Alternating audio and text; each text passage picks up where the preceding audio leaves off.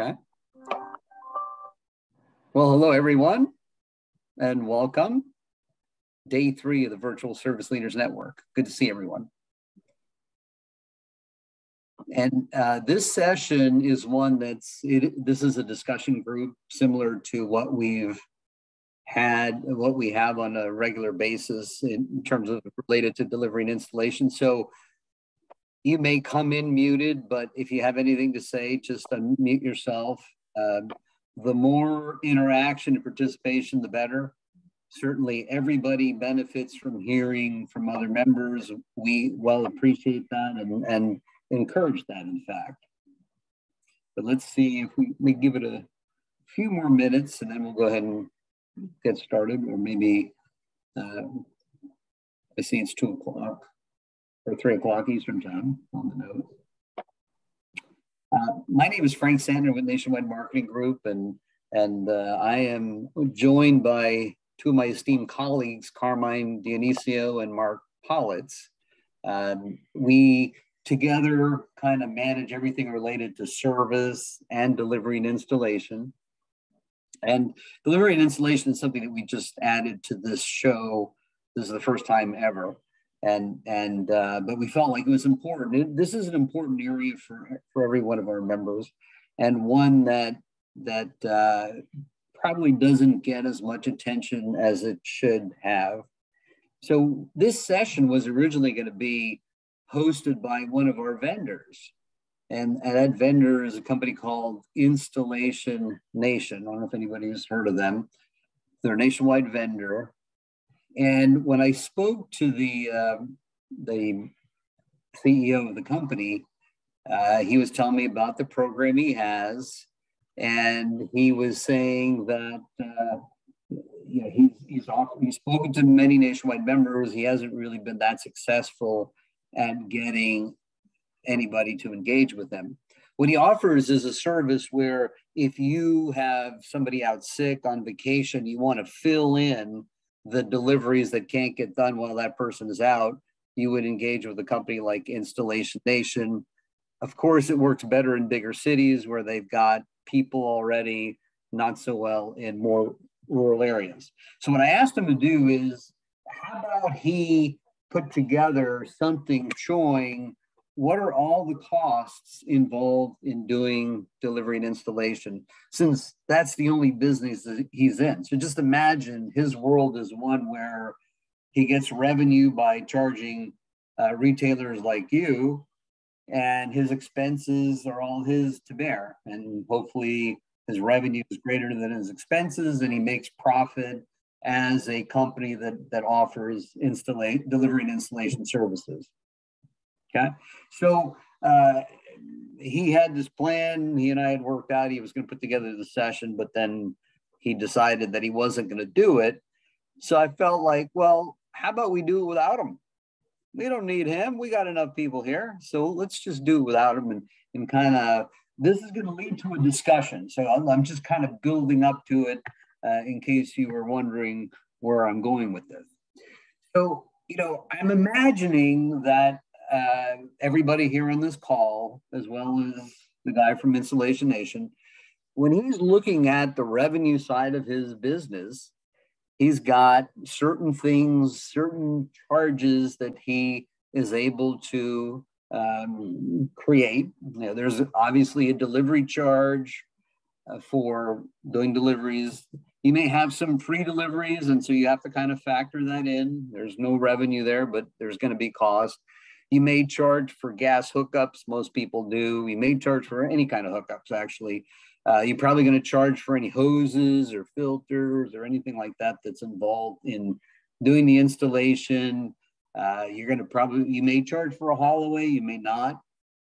Installation itself is often going to be a different charge from the delivery. You may have some more premium type solutions where there's a delivery, but then there's a white glove delivery that's a little bit different and higher priced. And separate from that would be something like special delivery. And excuse me, we've seen some members that actually offer where you could get it whenever you want. So a special delivery is It doesn't matter what the business hours are. You want it midnight Saturday, they're going to come midnight Saturday and deliver it for you. It was a $250 premium. This one retailer does for that. But, they thought nobody's going to take it. And sure enough, people are taking it. $250 extra for the delivery. There could be a premium for distance. So you could have a regular delivery charge, but if it's too far out, we're going to charge a premium. And then another one was if we have to go up the stairs, sometimes that creates issues. Certainly the risk of damage is higher. So there's a premium there. What did I miss? Any other kinds of things that are occurring that maybe I missed? Anybody, unmute yourself. All ideas are good, right? Carmine, Mark, what did I miss? I mean, does that pretty much capture it, you think? Frank, I think you covered it pretty well there. A lot of topics here for some great discussion. And we'd certainly like for those of you attending to chime in and give us some feedback on what your practices are. Whether they're best practices, maybe you've had some challenges that you'd like others to tell you what their resolutions are. So please open up. But here, it's okay if nobody speaks, because we're just building up to the questions. Okay, so but suffice to say, in your business, you've got a whole revenue section. You've got a whole bunch of things where you charge, and that creates your revenue for delivery and installation. And then beyond that, you've got all of these expenses. Oh my gosh, there's a whole lot of expenses that are part of doing delivery and installation. And let me just kind of go over some of these here with you to get a sense from what's there. We've got wages, which is the most obvious one, including workers' compensation, which is part of that. But you do need to train people. So you got a training expense for both the trainer and then the people that need to be trained. So they're not doing deliveries while they're being trained. You've got on the vehicle side, you've got truck repairs and maintenance, which is often pretty significant. You got vehicle insurance. You've got a payment or depreciation on your trucks. The employees, of course, the benefits. There's fuel for the trucks. They don't run on air. And the fuel charges have gone up, as we all know. Then you've got the hoses and filters that you charge for as a revenue item. You got an expense side to that too. You have other supplies that certainly apply. There's this thing called management overhead, right? The manager, general manager, has to spend some amount of time interacting with the delivery and installation function. You've got then on the sort of office support side, there's a whole infrastructure to support doing delivery and installation. You've got a staff of people that are involved in scheduling, rescheduling, routing, all of those kinds of things. Then you've got different software involved. So people like Dispatch Track, which that's an efficiency gain, but you still have to pay for it. So that'd be equivalent or an example of a software system, one that though, does great things for you, but it is an expense. You've got just general liability insurance. You may have other insurance that protect your employees and in case something happens when they're in the home. And then you've got tools and equipment. So you see that, yeah, if the guy from Installation Nation had come through with his presentation, he would show probably a much longer list than this because, that's his business. He's running the delivery and installation business and he knows all the expenses associated with that. Okay, so when you put this together, you got this whole list of revenue items and you get this whole list of expense items. So if you took your business as it is today and you took out everything you do with retail and other, if you do appliance service, and all you had left was delivery and installation, you'd have a revenue and expense item. You would be just like Installation Nation, and hopefully in the end, you would make a profit. Now, many of you do make a profit. Many of you don't make a profit. And there's probably an equal number that don't really know whether they make a profit or not, because depending on how you see delivery and installation, you may have a calculation that is in your P&L showing how you net out with delivery and installation, or possibly you don't, because you may just see delivery and installation, that's a cost center, and you apply all of the expenses towards it, but the revenue shows up somewhere else. And that's a decision that everybody has to make when they run their business. You know, I've seen, I feel like a best practice would be to look at your delivery and installation and be able to see when you have how much revenue, how much expense, because some of the things that are important to see is what is that margin, and if it's negative, how negative is it? So where this all leads is to the questions, and this is kind of where Mark was going, where what we want to hear from everyone is going to be related to this. This is the only other slide that we have, and we've got a bunch of time here. So when you think about your delivery and installation as a function, there is the strategic part of it, and then there's the tactical part. And within the strategic part is, when you think of delivery and installation, do you see it as helping drive the size of your customer base? Like, do customers come back to you because of what you did in delivery and installation? Either a recovery from, it was a mission impossible to actually get that product in there, but they managed to do it. These guys were unbelievable. They did it and there was not a scratch. They did it and they laid out paper or cardboard or something to make sure that nothing got scratched. So is there something that you're doing to make this a memorable part of the experience? Because you sell the same products as a lot of other people. So there's only a few things that you can do to really differentiate yourself. And are you leveraging this as one of them? Or to you, is it, let's just hope we could find somebody for $15 an hour and just get those things delivered. Like, and that's a decision each one of you has to make in your business.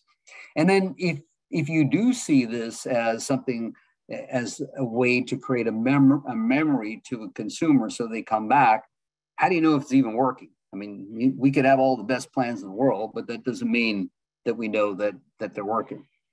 So let's think about, strategically, and we'll be finding out from you how you see this strategically, but then let's just see what the tactical questions are. These are, probably a little bit easier to answer. Are you looking at the margin from delivery and installation? I don't feel like that many people are, but let's hear what you have to say.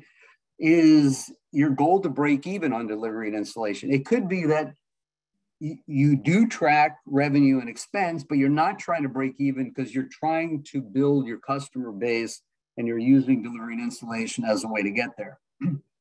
Do you feel like your customers are actually comparing your prices to other people's prices on delivery and installation? Maybe they just want to know if you have a free option, but then you can upsell them from there. Are you setting your prices based only on competition? So are you looking at your expenses, or are you looking at what your competition is charging, or both? How much of your costs gone up over the last 18 months? Presumably, they probably have gone up quite a bit. Everything else has gone up a lot. And then kind of tied to that, have you increased your prices to keep up with your rising costs? And the last one I had here is, where are there opportunities to increase revenue? And you notice I didn't put where are there opportunities to decrease cost, because my sense is from everybody that I've met, they put a lot of attention on ways to reduce or control cost a lot more than they put attention on ways to increase revenue. Okay, so we got a lot of questions there, and we're trying to just have somebody just kick it off. And then from there, every time we have something that kicks off, the discussion just rolls from there and things keep on going. So somebody could maybe just want to answer one of the tactical questions or strategic question for their own business, so everybody can benefit from your insights, and we'll take it from there.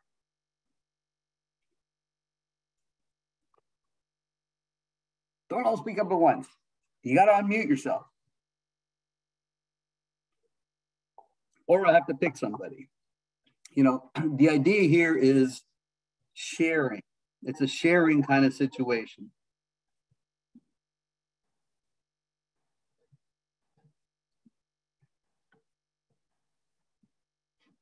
Anybody? Are people there? Right? So just hi, this is Denise. Hello, Denise. How are you? Hi, I'm all right.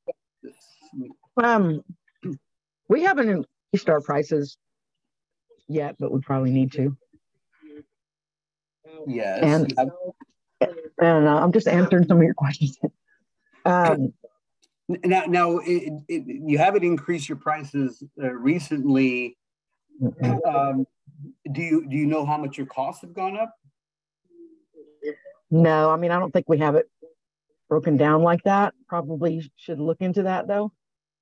Mm-hmm. We offer like free delivery for most things. We used to for refrigerators, but now if it's a French door, we basically tell them there's going to be a charge because you have to take all the doors off and, you know, from the refrigerator and the house and all that kind of stuff. And it's just time consuming. So we have started doing that. So, Denise, do you feel like, you know, is your strategy to say, well, I make enough money when I sell the product that I'm okay taking some of that margin towards delivery and installation? Yeah, I mean, I think for the things that we do deliver, you know, well, I guess we deliver everything for free. It's the installation that I guess we're charging for. But yeah, I mean, there's something, you know, like a range or something like that. I think we've got it pretty much covered. It's the dishwashers or the built-in ovens and, you know, that kind of stuff that we have to charge. And that is a strategy to say, you know what, I'm going to market my company as free deliveries, but then I charge for the installation. That's a strategy that may work in your market. Do you feel that is everybody in your market offering free delivery? I'm sorry, can you say that again? Is everyone in your market offering free delivery, or do you feel like you're unique there? No, I think that probably we don't have a whole lot of appliance stores around, so we don't have a lot of competition in that sense. But I think most of them, they'll deliver for free. They'll leave it on your porch for free. You know, if you want it inside the house, then you're going to pay. Is that how you do it? Not for everything. I mean, a range we don't charge for installation, like a range or like a 18 cubic foot top mount refrigerator, you know. Mm-hmm. But you know, the dishwashers, you know, the built-in type stuff, and then like I said, the big refrigerators, we do charge. Okay. Can somebody react to that? Meaning, let's take somebody else and say, this is how we do it. So, you know, the idea is to everybody get the viewpoints of others and kind of why, maybe more, how does it fit into your market? Because everybody does something for a reason. It's usually tied to their specific market where I mean, Denise, in your case, you probably have a significant opportunity to start charging more for delivery and installation, or charge for delivery and installation instead of delivery. You know, one of the things that we've crossed this bridge with other retailers is that because there is a lot of comparison of product prices, so people do a significant amount of price comparison on products, yet delivery and installation, there's a whole lot less availability for pricing, and not everybody's even sure of what they need to install a certain product. So where it's a little more gray like that is where you have a bigger opportunity to charge. And on the product price, know that the average consumer is very savvy when it comes to seeing what other people are charging for that same exact model. Right. And that's why I'm on this today, because I want to hear what other people are doing. Okay, so you could pick somebody from the list and see and say, no, I'll let you do that. Okay, I'm going to go ahead and do that just because, and I see Luke there, Luke Schneider, who is somebody I highly respected in this space. And not to put you on the spot, Luke, but you representing Silica, tell us, give us some of the answers here. And as it relates to your business, Silica is 100 years old, celebrated their 100th year anniversary in the kind of spring of this year. So big celebration for that. So that means you get put on the spot, Luke.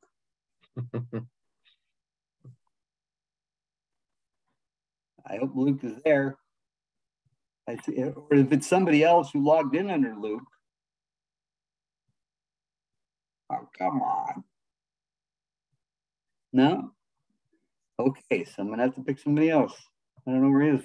Hey, I'll go ahead and go. My name is Chris. And what's the business? What's that? What company is it? It's for Kelly's Home Center in Oregon. Yes, Kelly's. Excellent.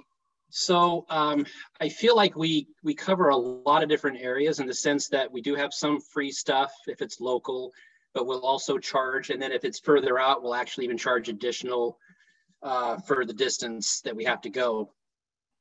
We typically will install freestanding stuff as opposed to built-in stuff, although we do have one store that will do built-in ones as well. And then we just use some outside installers for some of the built-in stuff. I think the rationale behind that in the past was probably more of a turn and burn kind of a thing, just to get through more pieces, get more pieces out the door. We have seen a significant cost increases, obviously. So we've increased our costs, our prices a little bit, our delivery charges over the past few years here. I want to say that we're probably still competitive, although I have not checked it recently. Most of our competitors are pretty much just your typical big box places. Mm-hmm. So we're constantly looking at what they're doing, and although sometimes we've heard from customers that on the front end it looks very promising that they're doing all this free stuff, it won't necessarily always include the things that the customer really needs as well. So whether it's hauling away the old appliances or not, those kinds of things, we'll sometimes include that on our deliveries. Now, so let me just ask you one question. Does Kelly's do an actual revenue and expense associated with delivery and installation? Yes. Yes. So you do know your margin, whether it's positive or negative, but you have a margin on delivery and installation? Yeah, we've taken a look at what it costs with all of the expenses that you had listed on there. Although I think there's some of those on there that,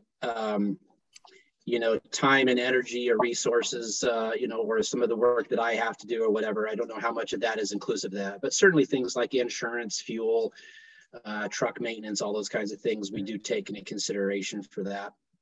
I think the wages, that's probably one of our biggest challenges right now, is because it's definitely, we're having to constantly review whether or not our wages are going to continue to stay competitive, and that's obviously bumping up our costs and stuff. So I don't know, normally I would like to say that we were probably using that as a revenue source, as well as making the value such to where it is something that's not just based off of a revenue, but it's also based off of having our customers come back to us because of the fact that we do a great job and we keep it in-house, and and hopefully make it memorable. So we try to take it from both sides. But right now, I think the way the costs have gone up so much, I'd be surprised if it's really a revenue center right now. So, we'll have to take another look at that down the road here and see if we need to make some additional changes. But it's been tough because things have gone up so quickly that it's hard to adjust quickly to that. Yeah, to give you a perspective, this was the session that we had at prime time, and I don't know if you know Kyle from AP Home up in Anchorage. He's very sophisticated in terms of looking at his margin on delivery and installation, and he has a goal that's a positive margin on his delivery and installation, and he was achieving that until the last year. And because he wants to make sure he doesn't compromise the experience to the consumer. So on the strategic side, he wants to make sure that he's delivering an experience that will cause customers to come back. But in order to do that, he's now has what I think he said a negative 10% margin on delivery and installation. So, there's somebody who is looking at, he's not going to compromise on the strategic side. He'll allow his business to take a bit of a loss on delivery and installation because he can't keep up with the increase in expense. And exactly as you said, Chris, it's associated with labor and the increase in the cost of labor. But he's going to swallow that in order to not lose sight of what his real mission is, which is to grow his customer base through providing an exceptional delivery and installation experience. That sounds about where you are. Is that, am I? Yeah. I mean, there's always times where we're looking at, I think that's pretty much exactly where we're at. But I think some of our challenges is like, how do we overcome some of those second deliveries a little bit better so that we're not, if we're having to go out to a customer's home more than once, and we've only charged them one delivery fee, obviously there's always different reasons why that's happened. Oh, shush. But if it's something on our end that we can do to correct so that we're not the ones that are causing having to go out a second time, because otherwise we're just losing money at that point if we have to go out a second, third, or fourth time. So we're definitely having to kind of look at that a little bit more too. And if you, through this process where you see you were more positive, or you were better in the past than you are now in terms of margin because of the cost increases, have you identified any new opportunities for revenue as in the delivery and installation area? That's a good question. No, I don't think I have right yet. Not right yet. I think on my end right now, I don't think we're at a place where we don't want to get ourselves to be uncompetitive when it comes to the pricing. I do agree with one of the posts that someone put on there before about, being sure to charge for for like built-in installations like that, because people will pay it. And that's definitely the case with one of our ones in Southern Oregon, where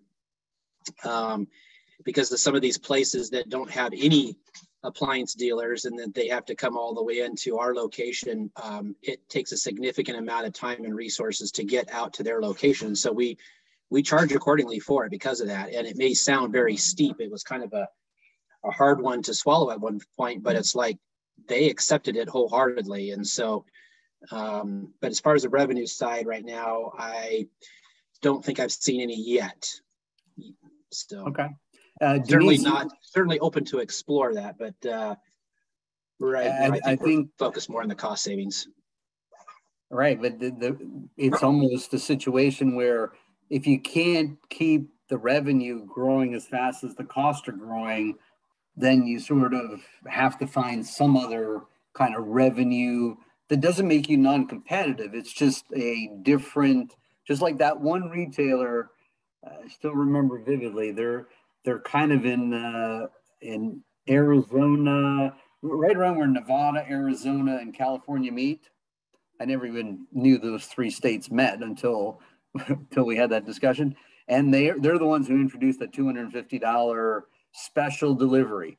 You want it midnight, Saturday night, it's going to show up at that time, $250. Like, that was something that there are customers willing to pay that. They didn't think there were, but then after they launched, they realized there are. So that is a new revenue stream for them. It doesn't make them non-competitive because nobody else does that. Yeah. Right?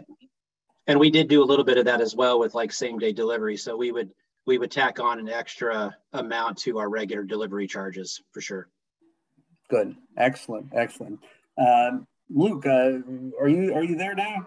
I think you are. Hey guys, can you hear us?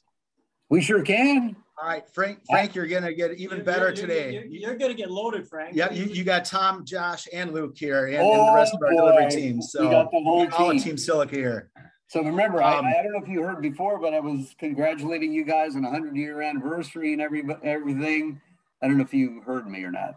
Yeah, we did. We did. Thank you for that, and thank you for putting this on too. It's been very informational. For us, obviously, the last 18 months, delivery costs have skyrocketed. Wages, gas, insurance, all that stuff.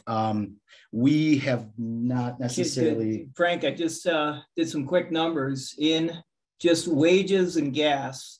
It's about over 0.5% increase in doing business on the financial for overall, just in delivery and gas and everything, the increase that's gone up. Now, what we had before was, you had the inflation going, or you had the COVID thing, prices held up, margins held up. So on the income statement for us, it was okay.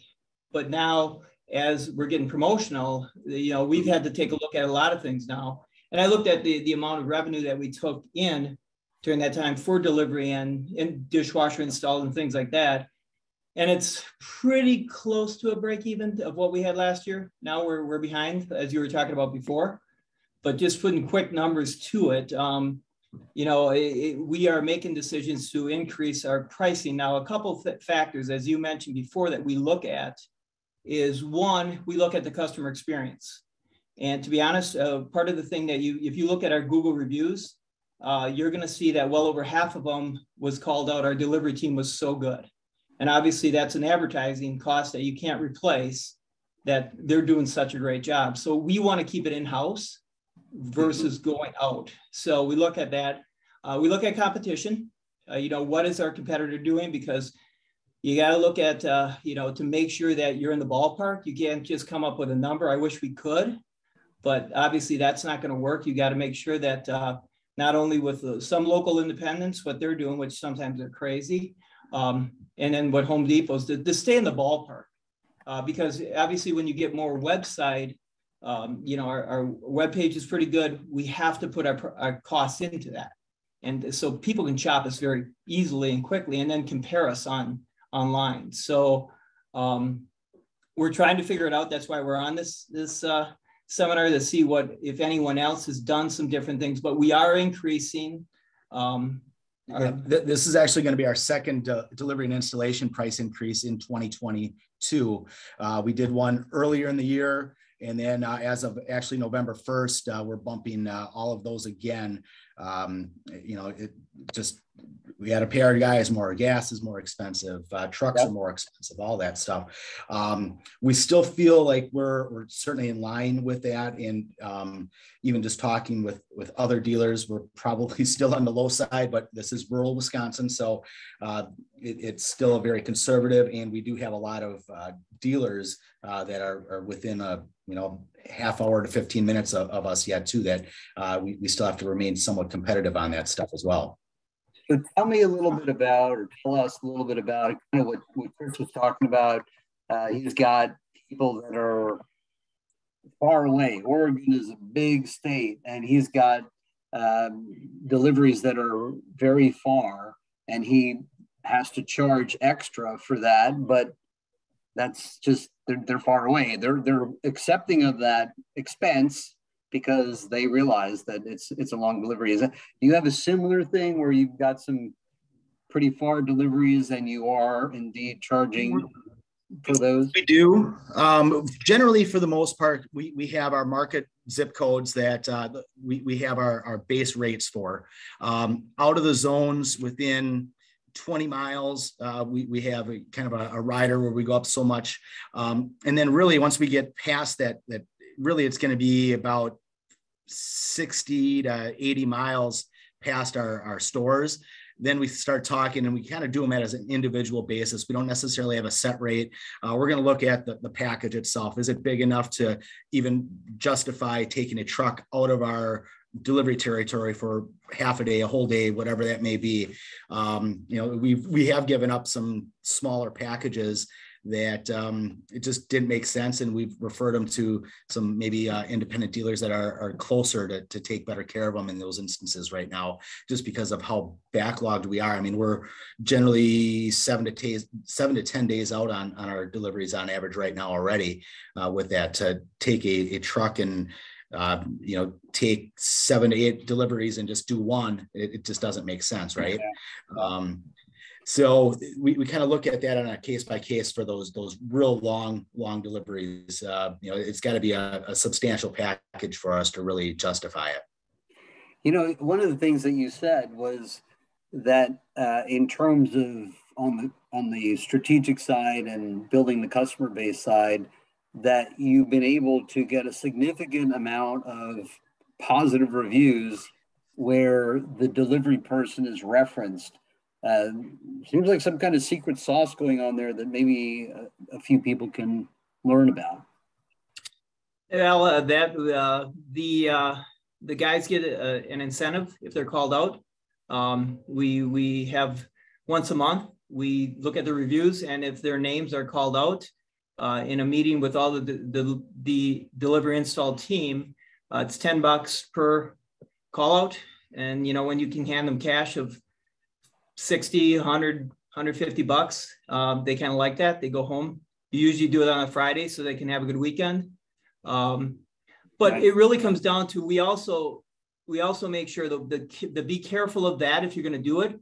If we catch wind that they tell the customer they're getting paid for getting that, they will quickly get disciplined, and it won't happen again. Let's put it that way. Yeah, because it comes down real simple. Care about the customer, make sure that you're careful in their house, make sure they understand the product they have, just go through the simple training of make sure that experience is unique, run through how the product works a little bit, and then make sure that they can call us if they have any questions or anything, to make sure that obviously the key to the independent is our relationship, because we have service too, starts from the time that the customer comes in our store and ends when that product they bought dies. And we always think about that, and that relationship has to stay during that time. And the last impression oftentimes is our delivery teams. So they do a great job. Yeah, but Frank, one thing we do for both our first touch and last touch, so first touch, really being the service team a lot of times, because they're the ones that sometimes will initiate that sales process, right? They're condemning an appliance, whatever it is. The delivery guys being a lot of times last touch, last guys in the house. If things go well, we actually have a card for them then that they do leave behind with the customer, a lot of times with the final invoice and stuff like that. Please review us. I can't remember what the exact verbiage is, but they leave that behind. What's key on that too is things don't always go great, right? So they don't necessarily, if they had a difficult situation or whatever it is, they know they may not get a good review. They do leave that behind, but they also are really good about letting us know, so then we can also, kind of get ahead of it and make sure that we take care of that issue. And then hopefully things go well enough that we can get that card in that customer's hands and get that great review then too. Nice. Now, it sounds like you're doing a lot of things right, and it made the first 100 years go great, and we'll keep going to the next 100 years, although none of us will be here anymore. But how do you know that it's working?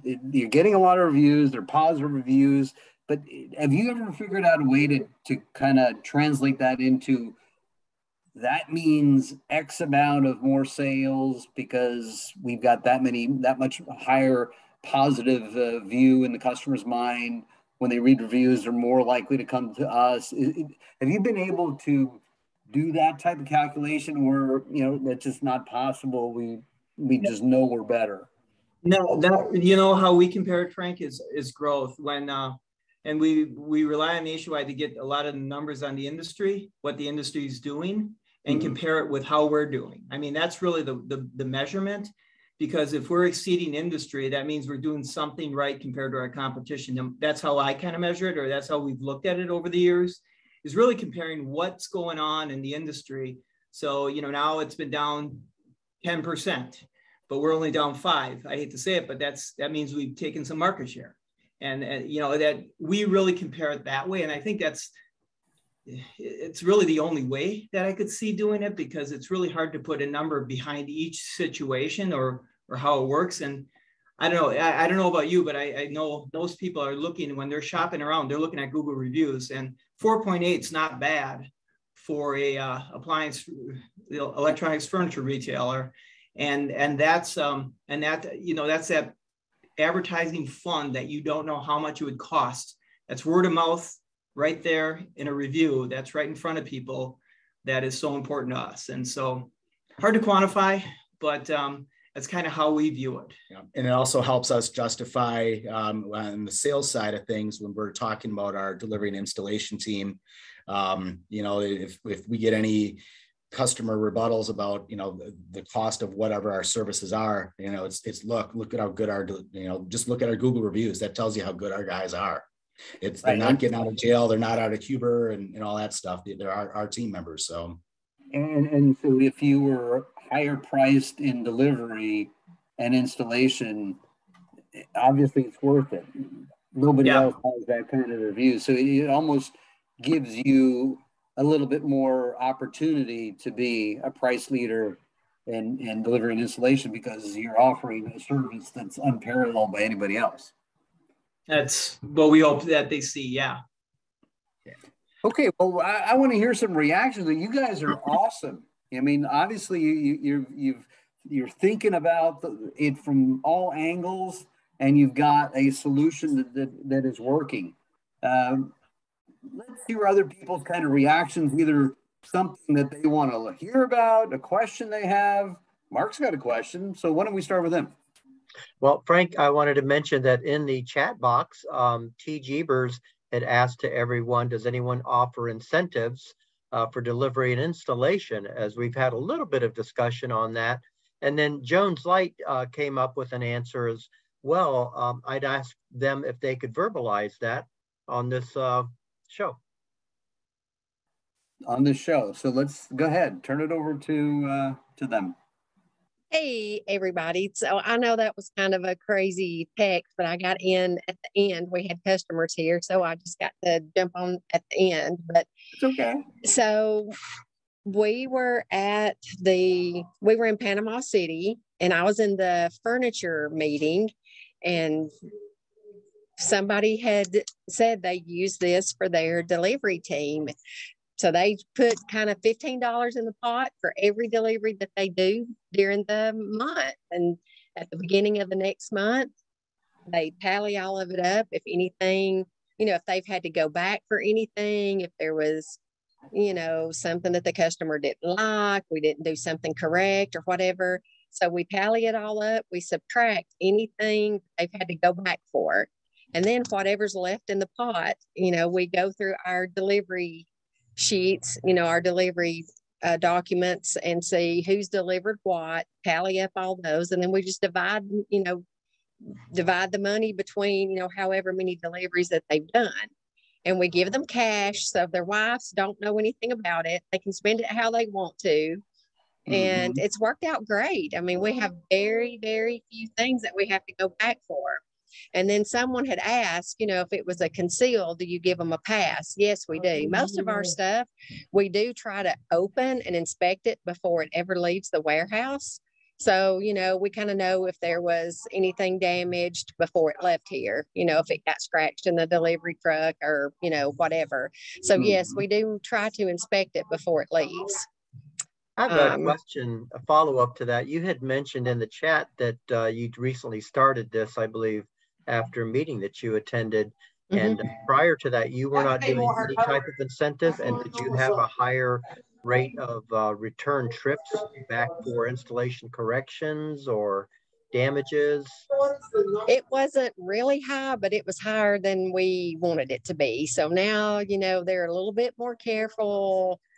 You know, they make sure things are more secured in the truck so they don't bounce around and get scratched. And, you know, things are, if it has to be touched up or if it doesn't have, you know, there's just a lot of little things that can happen. So now they're just a little bit more careful to get that cash at the first of the month. Now, do you happen to have some pretty loyal employees doing delivery and installation? Meaning, is it a team that is pretty solid and they've been with you for a while? Yes. So we always try to put two experienced employees, you know, two experienced delivery people on there. And one of them has been with us for 10 years and one of them's been with us for 6 years. Okay. Because one of the things that we've seen is that everybody likes incentive compensation because it drives the behavior that you're looking to see happen. And so that's great. But what we run into is some of our members that are growing their team. So they're trying to hire new delivery and installation people. Their business is growing. They have a hard time getting the applicant to accept that this incentive compensation is real. So that they're looking at just the base hourly rate and they totally discount the incentive as if I'm not going to count on that because it could go away tomorrow. They could change the program.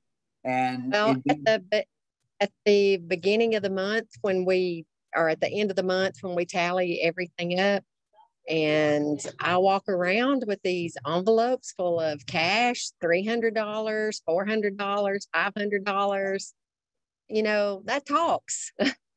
Yes. So, it helps you retain the people that you have. Yes. But just the word of kind of caution, if you will, is that when you're trying to find a new person and you're showing that it's whatever $18 an hour plus incentives, a lot of the applicants. Oh, we got a lot of background noise now. So a lot of the applicants will not believe that there's all this additional cash that will come in. That's just, well, we don't really have much turnover. You know, I have those two guys that's been here a while. I have another guy that's been here 6 years, another 6 years or so. And then we have a guy that's been with us a little over a year. So, right. You know, we really don't have a lot of turnover. Well, let's see if there's anybody else on the phone that or on the. But now we're not a big company either. You know, we're a small company in very rural Alabama. So, you know, I don't really need any more than 4 delivery guys. So somebody with, you know, in a larger city that has a bigger store, I can see would have the problem that you're saying. But let's turn it over to the team here and see, is there anybody that has run into that where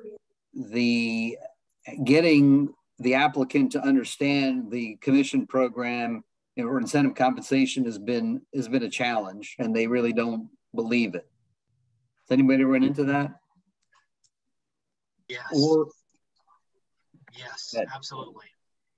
So we can show them months and months and months of data that shows what the average hourly rate would be. But unless it's truly hired as an hourly program, which on our delivery leads, they are not, they're more of a piece rate program. They have a lot of different bonuses and incentives. They don't trust it. And then how have you gotten over that? How have you been able to get past that? Sometimes I can't. Sometimes they get stuck in their head to where, you know, we'll start them off on an hourly basis and just so they can get trained up and whatnot. And then once they get certified and whatnot through their training experience, then they can hopefully through word of mouth, through their other team members that have made the change to become a lead, that they can see that, okay, yes, I guess it's real, but they won't necessarily believe it from me. They'll have to actually hear it from one of their peers. So if you have somebody who was referred by another employee and that other employee says it's real, I mean, I could show you the envelope of money that I received, then they believe it. But if it's coming from you, then they don't believe it. Correct. Yeah. Okay, that makes sense. I know we only have a few minutes left, but I want to see just a few other people that could speak towards this kind of strategic component as to whether are you using the delivery and installation as a strategy to build your customer base, to create this memorable experience for the customer. Anybody else that either is doing it or thinks that that's really not going to work because that's not important enough in the overall experience for it to make a difference? We got a bunch of people on here other than, not somebody who's already spoken. Let's get some new people to speak. Go to Mr. David Cohen. I know he's got something to say about this, I'm sure. Or maybe not. Hello, Frank. Great to see you here. Hey, it's great to be here. We do feel like our delivery crew is very important. They are typically the last people that our customers see with that purchase. And so we have strived to have high standards and to give the customer a very good experience. We hear the horror stories from the box stores, a lot of different stories of what they do or don't do. And so we try to be above that. With the last 2 years, it's been hard to hire people that will come in and stay. Everybody always thinks it's greener somewhere else, even though we've increased our pay. It's been pretty tough to keep that high standard, and but we continue to fight the battle every day.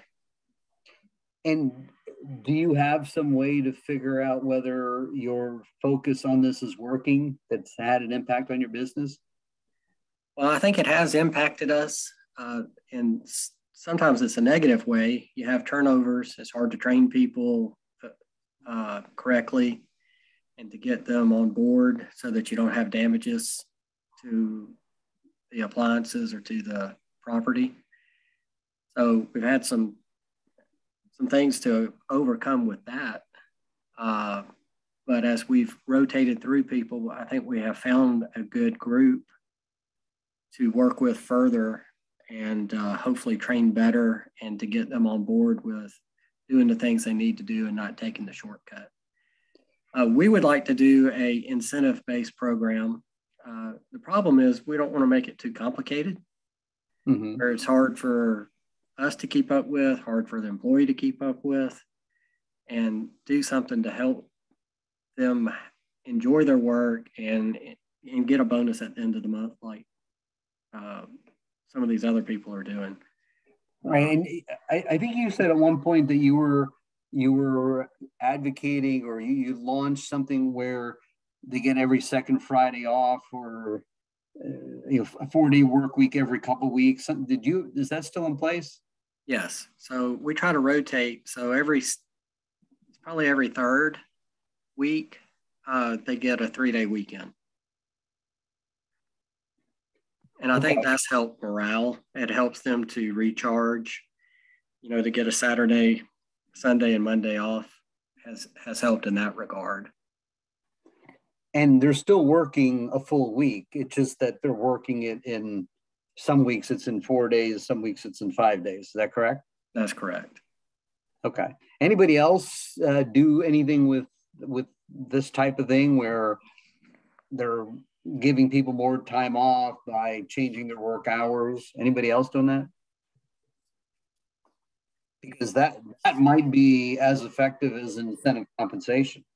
When you're going to hire somebody and they know that they're going to get 3-day weekends every couple weeks, maybe they have to be there for 6 months before that starts, but that would be attractive to a lot of people. Well, the problem, you know, with some of these people that you hire, they don't stay. They don't give you an opportunity to show them what you can do for them and how you can treat them, and that you pay them on time every other week, and, you know, those kind of things. So even some of the people that you think are above that, we have found that those people are not above that. Right. So it's been a very enlightening 2 years, to say the least. So you probably have, you know, 3 or 4 people doing delivery and installation. What are the tenures of the people that you have? Well, I have an appliance installer who's been with me about 15 years. Okay. One of my delivery guys have been with me 10. The other guys are all less than a year. Okay. The delivery position has had the most turnover of anything in our store. Our salespeople are still here. Most of our customer service people that would take the calls, they're all here. So I haven't had a lot of turnover in that regard, but delivery has been the worst. What are other people? Does this sound like something, say, Dana from Tidewater? Are you seeing the same thing? Or anybody else? I mean, anybody come off mute? Do they have a small base of long tenured employees and everybody else is like a revolving door? Yep. Go ahead. Tell us what you have. Somebody said, yep. No, it was exactly what you just said. We have a small handful that have been with us for several years, and others that, for whatever reason, they just can't get into that longevity part of it. Has anybody been able to get past that? Has anybody had that problem and they did something and it changed that? Something that, you know, maybe recognize the newer people are all millennials, they have to treat them differently, or something along those lines, or change the way they're compensated. Any suggestions? Does maybe Silica may a bigger company have some ideas there on how they dealt with these problems? Yeah, Frank, for us over at Silica, you know, we do have turnover, just with delivery being it's a younger man's game. You know, it's probably a little more volatile than a lot of the other places within our business. One thing that we've had a lot of success though is with our delivery guys, as they kind of work in it, we do give them opportunities. We do a great job of promoting within. We have a lot of former delivery guys that have gone on to maybe do some sales, gone into maybe our customer electronics team, gone into service, and, you know, just done different things within our company and given them opportunities that way. So even though they're not necessarily not with our delivery team anymore, they're still Silica employees. And that's really been a great opportunity. That's helped us in our hiring, that it's just not a dead end. It's, you know, you start here, but you have a step ladder with a lot of different opportunities within. Okay, so showing people that there is a career path, that this position can lead to this, can lead to that. That's not saying it's going to definitely lead to that, but if they do these things, then they'll be qualified for this other job, I mean, clearly having a career path is important to a delivery person, as is important to somebody, you know, that is in an office job. So it really applies throughout. I'm going to go ahead and end it on that, because I know that you've got some other sessions to run to that start in 2 minutes. I really, really appreciate your input. I mean, these discussion groups are about this discussion where you hear from other members, and I'm just more the facilitator of the conversation and let everybody take it from there. I hope everybody walked away with some new ideas or some things that they need to think about, and enjoy the rest of your afternoon. Thanks so much for being here. Bye. Thanks, Frank. Thanks. Bye. Thank you.